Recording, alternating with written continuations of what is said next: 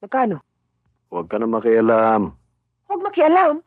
Melo, yung perang yun, doon na lang natin iaasa ang ating mga babayaran at pamalengke hanggat hindi ka pa makakuha ng ibang trabaho. Isusupal mo pa? Ayoko na nga ba sabihin sa'yo kukontrahin mo lang Melo, subitin mo nga yung utak mo. Hindi pagsusugal yun. Kung natutulog ang pera, kikita ba yun? Di mabuti pasok na sa negosyo.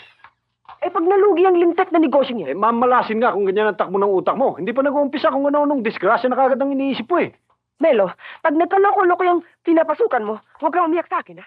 Huwag mo nga akong pinapakialaman sa mga desisyon ko, ha? Kung kusina ang pinag-uusapan, okay, dumakda ka. Pero pag business, you shut up! Paano nangyari yun? Melo, ayaw mo ako magpaliwanag, pare. Tangina yung chick yun Hindi ko makalayo tatakbo yung pera natin, pare. Putang ina, Rick! Lahat ng pera ko, isinalali ko sa putang inang investment na yan! Melo, ako ba? 250,000 din ang nilagay. Wala akong pakialam sa 250,000 mo! Separation pay ko yan Parang hindi ko naman... Saan yung Mr. Tan na yan? Pare, hindi ko alam. Nawawala nga, pare. Halika. Halika, putangin mo sa Melo, mga mo hindi ko. ko Hanapin natin yung Mr. Tan na yan. Hindi ko alam. Hanapin mo.